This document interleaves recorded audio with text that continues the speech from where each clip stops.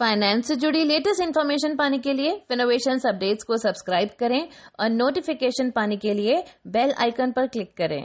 नमस्कार, आज के वीडियो में आपका स्वागत है। आज के टाइम में सब कुछ ऑनलाइन हो गया है। इंटरनेट ने हमारी लाइफ को बेहतर बनाया है और हम इंटरनेट के कई फीचर्स का आनंद फोन या लैपटॉप के जरिए लेते हैं। Online shopping, ticket booking, recharges, bill payments जैसे बहुत से काम हम इंटरनेट के जरिए करते हैं। इंटरनेट के बढ़ते इस ट्रेंड की वजह से बहुत से बिजनेस डिजिटल एडवर्टाइजिंग को अपना रहे हैं। अगर हम मार्केट स्टैट्स की तरफ नजर डालें तो लगभग 80% शॉपर्स किसी भी प्रोडक्ट को खरीदने से पहले या सर्विस लेने से पहले ऑनलाइन रिसर्च करते हैं। ऐसे में किसी भी कंपनी या बिजनेस के लिए डिजिटल मार्केटिंग जरूरी हो जाती है। क्या होती है digital marketing? Goods and services को डिजिटल रिसोर्सेज से प्रमोट करने को डिजिटल एडवर्टाइजिंग कहते हैं। डिजिटल एडवर्टाइजिंग इंटरनेट के द्वारा की जाती है और ये नए कस्टमर्स तक पहुंचने का इजी मीडियम है। इसे ऑनलाइन मार्केटिंग भी कहा जा सकता है। कम टाइम में ज्यादा लोगों तक पहुंचकर मार्केटिंग करना ही डिजिटल मार्केटिंग या एडवर्टाइजिंग है।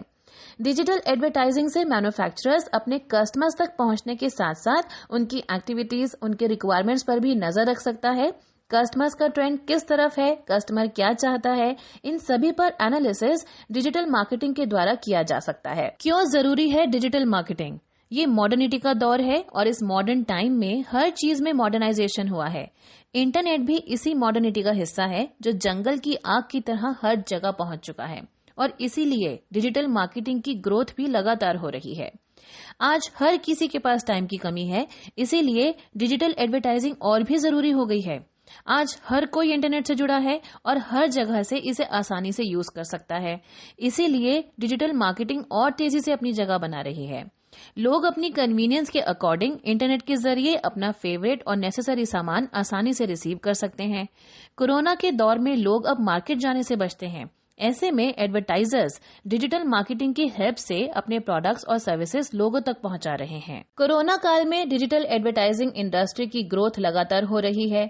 हमारा देश डिजिटल इंडिया की तरफ बढ़ रहा है और इसके साथ ही डिजिटल एडवर्टाइजिंग इंडस्ट्री की भी फ्यूचर ग्रोथ तय है। डिजिटल एडवर्टाइजिंग इंडस्ट्री का स्कोप तब से ज्यादा बढ़ गया है जब से मोबाइल फोन्स और इंटरनेट डेटा पैक का प्राइस कम हो गया है और आज लगभग हर कोई इसे अफोर्ड कर सकता है। डिजिटल एडवर्टाइजिंग इंडस्ट्री से ही जुड़ी एक कंपनी है वर्टोस, जिसे कोरोना काल में शानदार ग्रोथ मिली है। कंपनी इस मौके का फायदा उठाना चाहती है और इसीलिए रिसेंट बोर्ड मीटिंग में क्वालिफाइड इंस्टीट्यूशनल प्लेसमेंट यानी QIP के जरिए फंड कलेक्ट करने की योजना बनाई है। वर्टोस इंडियन शेयर मार्केट में लिस्टेड कंपनी है। ये एक एडवर्टाइजिंग कंपनी है जो एडवर्टाइजर और कंटेंट ओनर दोनों के लिए एक प्लेटफॉर्म है, जहां एक तरफ एडवर्टाइजर अपने प्रोडक्ट को ऑनलाइन प्रमोट कर लार्ज ऑडियंस के सामने अपना प्रोडक्ट ला सकते हैं, वहीं दूसरी तरफ कंटेंट ओनर यानी पब्लिशर अपने कंटेंट को मोनेटाइज कर ऑनलाइन मनी अर्न कर सकते हैं। वर्टोस जैसी ऑनलाइन एडवर्टाइजिंग यूज करने का सबसे बड़ा फायदा यह है कि आप अपने प्रोडक्ट को अपनी टारगेट ऑडियंस तक आसानी से पहुंचा सकते हैं, क्योंकि वर्टोस प्रोग्रामेटिक एडवर्टाइजिंग का यूज करता है, जिसे एडवर्टाइजर अपने प्रोडक्ट्स को उन ऑडियंस तक पहुंचा सकते हैं जो उनके प्रोडक्ट्स में सबसे ज्यादा इंटरेस्टेड हैं और ऐसा करने से कन्वर्जन रेट बढ़ जाता है और एडवर्टाइजर को फायदा होता है। प्रोग्रामेटिक एडवर्टाइजिंग को डिटेल में बताएं तो ये कहा जा सकता है कि ये डिजिटल एडवर्टाइजिंग का फ्यूचर है। प्रोग्रामेटिक एडवर्टाइजिंग के आने से पहले किसी एडवर्टाइजर को अपना प्रोडक्ट प्रमोट करने के लिए सीधे पब्लिशर से कांटेक्ट करना पड़ता था और इसमें सबसे बड़ी प्रॉब्लम ये थी कि एडवर्टाइजर अपने एड को ट्रैक और टारगेट नहीं कर पाते थे। ये बिल्कुल ऐसा था जैसे ऑफलाइन किसी मैगजीन में एड दिया हो, यानी इसकी कोई जानकारी नहीं थी कि कितने लोगों ने और किस कैटेगरी या ग्रुप के लोगों ने एड को देखा। लेकिन वर्टोस में प्रोग्रामेटिक एडवर्टाइजिंग का यूज किया जाता है और इसका सबसे बड़ा फायदा ये है कि आप अपने एडवर्टीजमेंट को ट्रैक और टारगेट कर सकते हैं, यानी कितने लोगों ने एड को देखा इसका पूरा डेटा आपके पास रहता है। इसके साथ ही आप अपने एडवर्टीजमेंट को अपनी टारगेट ऑडियंस तक पहुंचा सकते हैं, यानी वर्टोस में आप कंट्रोल कर सकते हैं कि आपको किस एज ग्रुप और किस कैटेगरी के लोगों को एडवर्टीजमेंट दिखाना है। और यही प्रोग्रामेटिक एडवर्टाइजिंग की सबसे बड़ी पावर है, क्योंकि इसमें एडवर्टाइजर को नॉर्मल एडवर्टीजमेंट के कंपैरिजन में कई गुना कन्वर्जन देखने को मिलता है। प्रेजेंट टाइम और डिजिटल मार्केटिंग की डिमांड। बदलाव जीवन का नियम है और ये हम देख चुके हैं। पहले के टाइम में और आज के टाइम में बहुत कुछ बदल चुका है। आज इंटरनेट का जमाना है। हर तरह के लोग आज इंटरनेट से जुड़े हैं। इसी सब की वजह से सभी लोगों को एक जगह पर इकट्ठा कर पाना भी आसान हो गया है, जो कि पहले के टाइम में यानी इंटरनेट के बिना पॉसिबल नहीं था।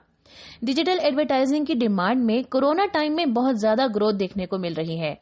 बिजनेस अपने प्रोडक्ट्स को लॉकडाउन होने के बाद भी कस्टमर्स तक पहुंचा पा रहे हैं, जिससे डिजिटल बिजनेस को और बढ़ावा मिल रहा है। एक रिपोर्ट के अकॉर्डिंग भारत में 2019 में एडवर्टाइजिंग इंडस्ट्री 68,475 करोड़ रुपीस की थी, जिसमें से 13,683 crore rupees digital advertising industry से आते हैं।